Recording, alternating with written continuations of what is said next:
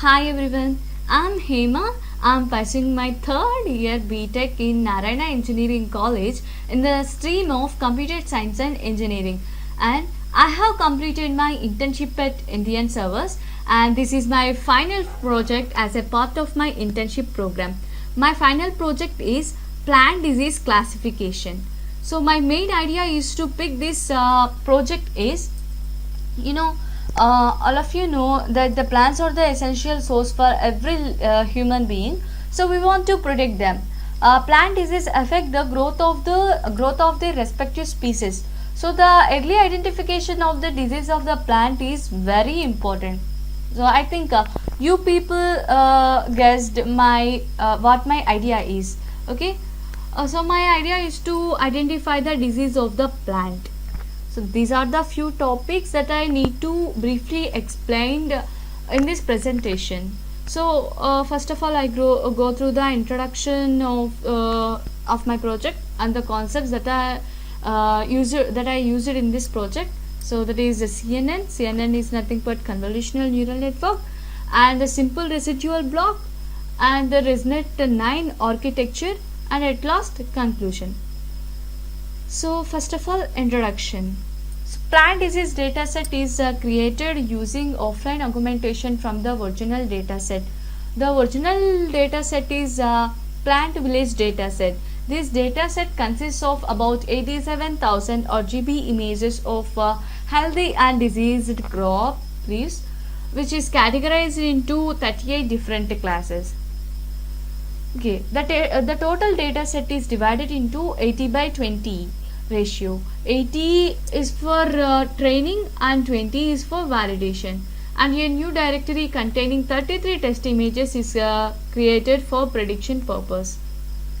Okay, this is the flow diagram of deep learning implementation. First, I just load the data set, and I just split the data set into training set and validation set. And by using deep learning model here or architecture, for my project I use the ResNet-9 architecture here, and after that we just train or validate our model by using, and then by using some performance metrics, we just calculate the accuracy and F1 score. After that we just visualize the technique. Okay, this is the convolutional neural network. In deep learning, a convolutional neural network is a class of deep neural networks most commonly applied to analyze the visual image. Okay, this is the feature extraction part, and this is the classification part. So this is the simple residual block. In traditional neural network, each layer feeds into the next layer.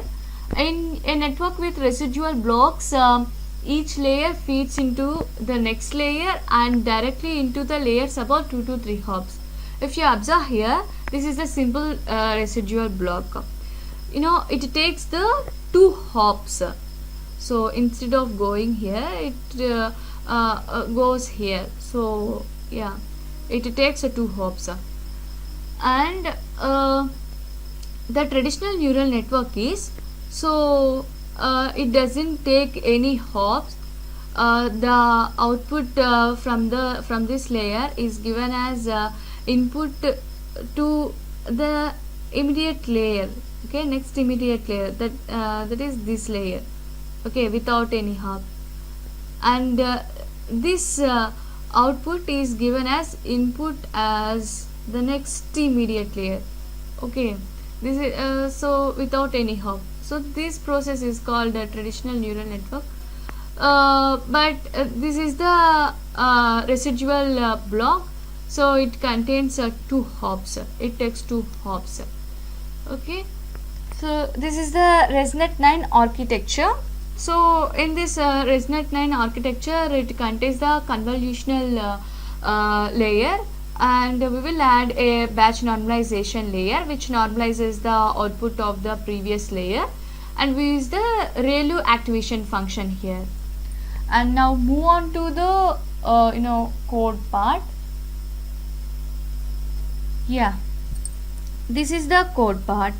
So in this I just import all the libraries that I need for my project, and I just load the data set, and I just split the data set into train and valid. Okay, train directory and valid directory, and I just print the all the diseases in the data set. So there are 38 different diseases classes in my data set. Okay, and I just print the unique plans that are present in the data set. Okay, there are 14 unique unique plans are there in this data set. Okay, there are 26 unique diseases are there in this data set. Okay, so we have images of leaves of 14 plants, and while excluding healthy leaves, we have 26 type of images that shows a particular disease in particular plant. Okay, and here we just converting the dictionaries to pandas data frame. Okay, and then here we just visualize the above information. Okay, so if you observe here, this is the plant in this is the X label. So in X label it contains the plants or diseases. So these are the plants or diseases, and in Y label number of images available. So this is the images per each class of plant diseases. Okay, and it contains 70,295 images are available for training. Okay, and I use this image folder here. So image folder, this image folder, it is a subclass in Torch Vision dataset. So first of all, Torch Vision dataset is a class which helps in loading all common and famous datasets, and it also helps in loading custom datasets. So this image folder, it helps in loading the image data when the data is in PNG format. Okay, and I just print the train and valid here. So there are 70,295 images are in train set, and there are 17,572 data points are present in the valid set.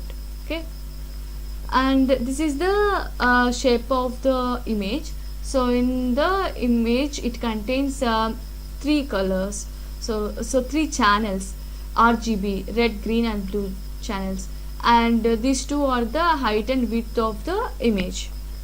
Okay, there are 38 different classes in the train set. Okay, and then here for checking some images from training data set. Okay, these images are from training data set. I just print this image for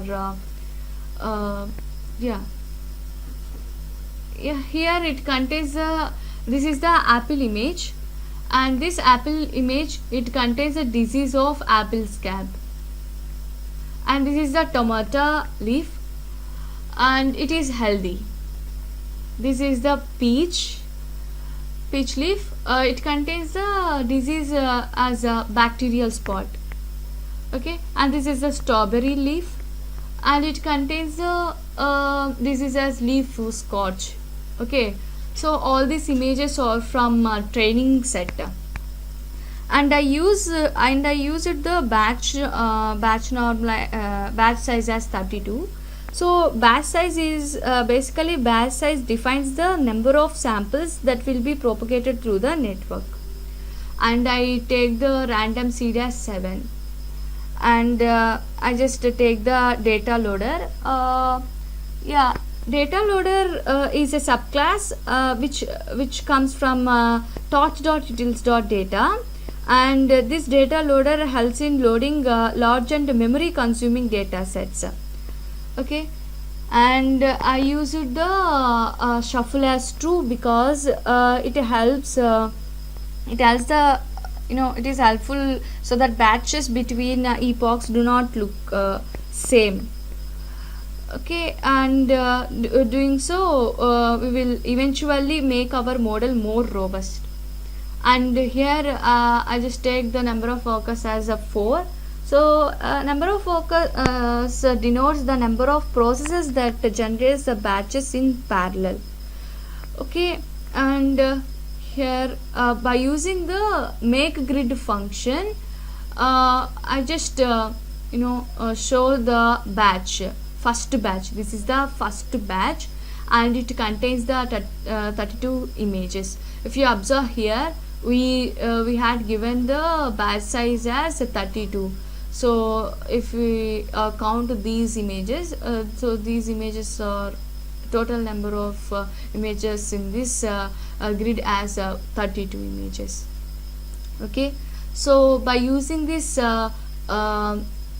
get default device helper function and to device helper function and device data loader class, by using this to move our model and data to the GPU.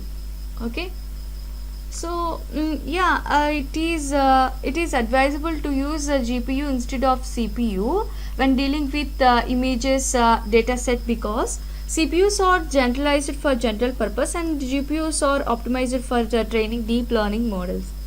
Okay, and then I just check the working device here, checking the device we are working with. Okay, so it gives the CUDA means it working, so the working device is GPU. Okay, by using the device loader, so wrap up our training and validation data loaders using device data loader for automatically transferring batches of data to GPU. So here I just defined the simple residual block. If you remember I explained in a presentation that in residual blocks the output of the previous layer is given as input as the next layer with 2 to 3 hops. And I just defined the accuracy function here, which calculates the overall accuracy of the model on an entire batch of outputs, so that we can use it as a metric in fit one cycle. And I just defined the image classification base class here, whose functions are training step, validation step, and validation epoch and epoch end. And I just defined the convolutional block with batch normalization here. And I defined the ResNet 9 architecture here. After that, I defined a model object and transfer it into the device with which we are working. Okay, and I just defined the evaluate function here, which will perform the validation phase, and fit one cycle function, which will perform the entire training process. And then here I just check the validation loss. So the validation loss is 3.6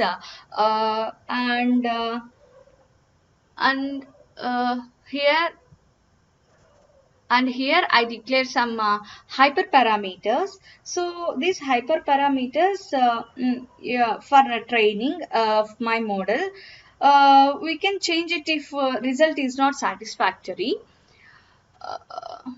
And then after the training process, so here my model trained here.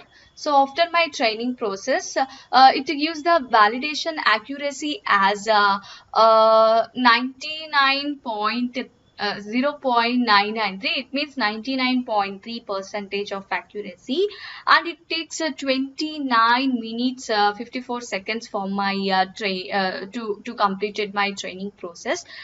And by using some helper functions in matplotlib, Matplotlib library, I had just plotted the validation accuracy and validation loss here. So the validation accuracy is 99.3 percentage and validation loss is 3.6 percentage, and I just plotted the learning rate here.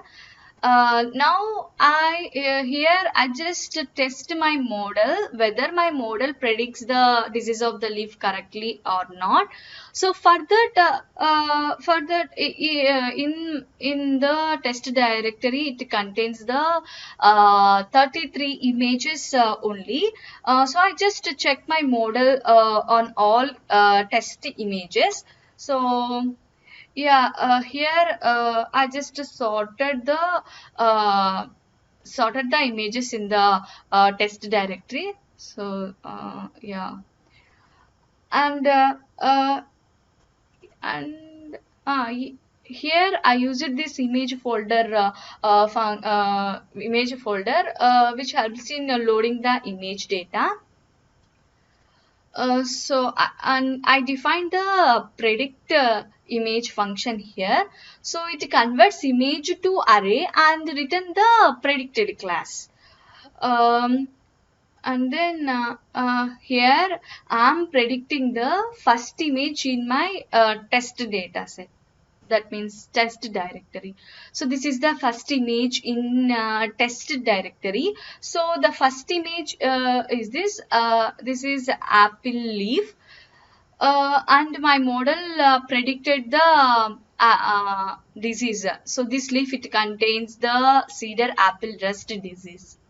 So yeah, so this is the first image in the test directory, and my model predicted it contains the cedar apple rust disease, and this is the apple leaf. Okay, so and then yeah, and then I just okay, and then I just predicted I just make predictions for each and every image in the test directory. If you observe here, my model predicts pretty good for each and every image. Yeah, yeah, it's pretty good. And move on to the conclusion part. And ResNets perform significantly well for image classification when some of the parameters are tweaked, and techniques like scheduling, learning rate, gradient clipping, and weight decay are applied. So the model is able to predict every image in the test set perfectly without any errors.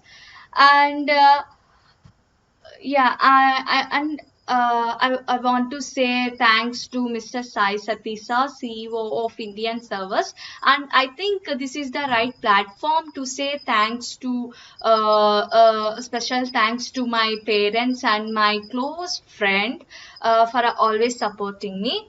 Thank you, and thanks for watching.